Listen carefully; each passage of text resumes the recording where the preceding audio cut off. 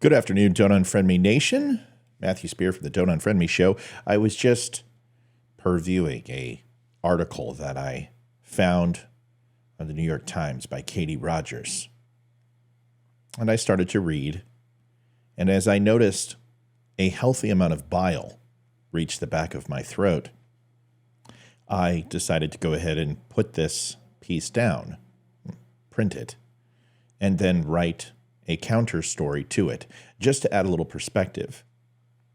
You should find it, I hope humorous, maybe sad, or, for what it's worth, a valiant attempt at shilling for the President of the United States. We'll be right back, 15 seconds. Do you want the truth? Are you tired of being so confused? You feel like you're more f***ed up than the lies on the evening news? Well, just step right in. We can talk about it all as friends. And if you want, we can hug and kiss and make you Still Point, STIILPOINT, the Don't Unfriend Me Band. I'm often asked, what's in the blue? What's in the cup? I have several different colors, but predominantly blue liquid. It's a workout shake. So I do the show, and then I go and beat myself silly. And then I come back and recover and cut the episode. Joseph the Regal, status of the communion. He's going to need communion after this speech. I've got a forward copy of his talking points, but I also have the Katie Rogers spectacle, which should be fun. And speaking of spectacle, a different spelling altogether, but one that I need, unfortunately. You know what? Folks, my wife, my beautiful wife, just turned 44. Some of you know her. You see her on the show often live. Well, I am pushing 50 in a little less than a month. And reading glasses. Oh, Lord. That's not much better. Katie Rogers. Fueled by throat-soothing tea, guided by teleprompters, and surrounded by 6 aides and 1 historian, President Biden spent hours at Camp David last weekend. He was honing a State of the Union speech that will be watched by one of his biggest audiences before the November election. I thought we'd wait for the Nielsen ratings to come out before we predict how many people will be watching. What a prognosticator. So the pressure is on, she says. Mr. Biden, it should be noted, had with him at Camp David a copy of Possible How We Survive and Thrive in an Age of Conflict. That's probably a very good book for him to have, considering what's going on in the world today. A book by William Ury, an international negotiation expert. I don't need these damn things. Not yet. You'll hear me on Thursday, Mr. Biden said when reporters asked on Tuesday about his preparations. This is where the bullshintoism begins. White House officials have not said what topics the president will address or whether he will mention Donald Trump, his likely 2024 challenger. Yeah, likely. Like death and taxes. By name. She didn't say death and taxes. I added that little exposition. But Mr. Biden is almost certain to talk about the war in Ukraine, the war between Israel and Hamas, China, abortion, immigration, trade, and other topics in a speech he and his aides have been working on since. Been working on since when? Oh, you wanted a period there. New York Times, you might want to find an editor. I'm available. Let me know. I'm always available for the illustrious New York Times. Such an unbiased paper. The final speech, which aides say will be edited up until Mr. Biden gives it. It's almost like this is an episode of The West Wing. Will be delivered by a president under pressure to reassure voters that he is not too old for the job, and more than at any point in his tenure, guard against political outbursts that have become commonplace during such speeches. Well, maybe you guys shouldn't have started it with George Bush Jr. Mr. Biden's aides say he has prepared for Republicans to heckle him, as Representative Marjorie Taylor Greene did last year. Getting the speech into shape played out in true Biden fashion when he went to bed at 9 and then it just, by osmosis, prepared itself. Inside a circle of aides who have been around the president for years and treat such proceedings like a state secret. Oh, please. Listen, there was a time when the State of the Union wasn't released early. There was a time when there was probably only 7, 8, maybe 9 people in the entire world who could finalize the draft of the State of the Union. It was magnificent. It was a piece of writing that rivaled Shakespeare and Tennyson, Thoreau.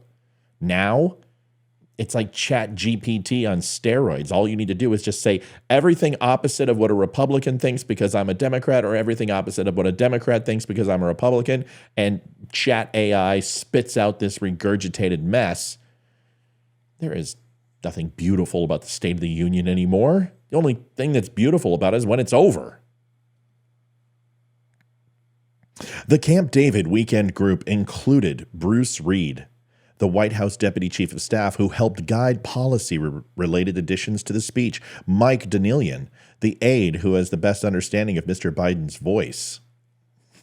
Who has a understanding of Mr. Biden's voice? Well, he said he's very happy to be here and he can't wait to see you again next spring.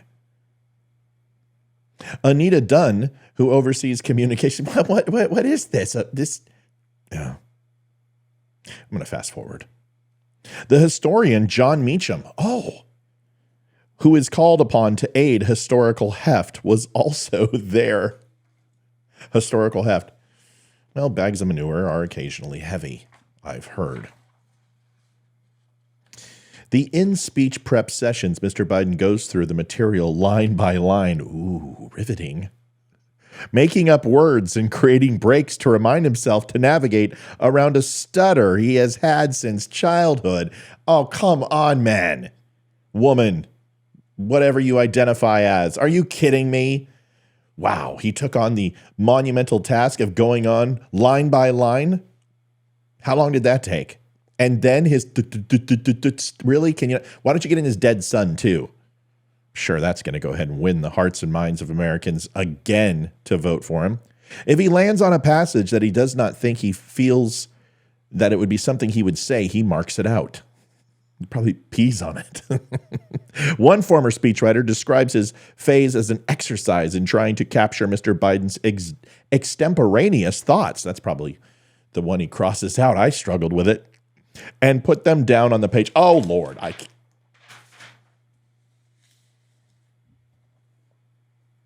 to the gallows with you, to light the fires of deceit.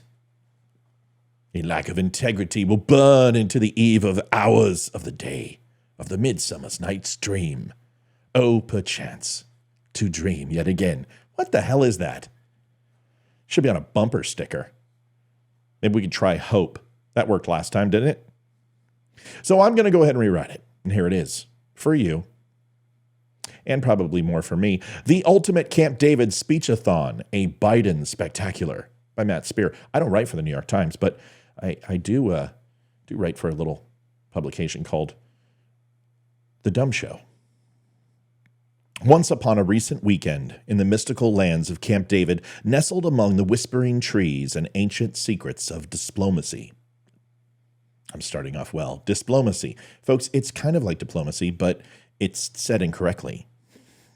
President Joe Biden embarked on a quest of Herculean proportions. His mission to conduct a State of the Union address so riveting, so awe-inspiring, that even the birds would pause mid-flight to listen, or at the very least, not to nod off in the middle of it. Sometimes I find my own stuff funny, and I know that's not in good taste. With a streaming cup of magical throat-soothing elixir, also known as tea, at his side and flanked by an elite cadre of 6 aides plus one bewildered historian, because why not? Biden dove into the fray. The stakes? merely one of his largest audience before the November elections, where the future of democracy, the fate of the free world, and his DVR recordings hung in the balance. Enter a scene, a dramatic setting worthy of a Shakespearean drama, complete with teleprompters that whispered sweet rhetorical strategies in the president's ear. And what tome did our intrepid leader consult in this moment of need? None other than Possible How We Survive and Thrive in the Age of Conflict by William Ury.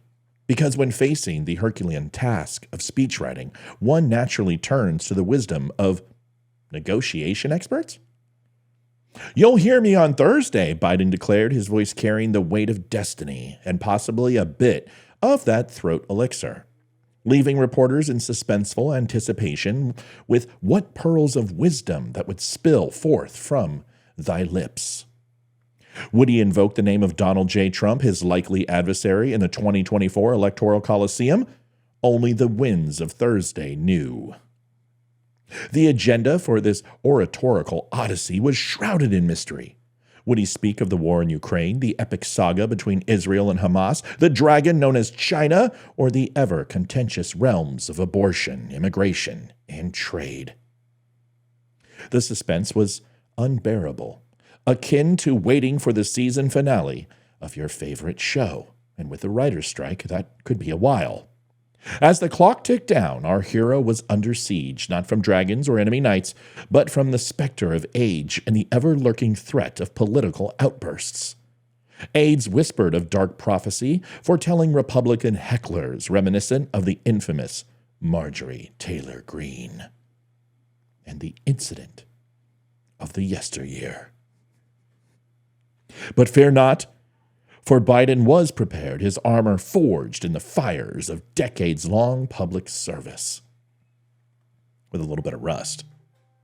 The inner circle at Camp David resembled less a war room and more a gathering of old friends at a high-stakes book club. Bruce Reed wielding the mighty pen of policy, Mike Donlin, the voice whisperer, Anita Dunn, the strategist supreme, and Jeffrey D. Zients, chief among chiefies.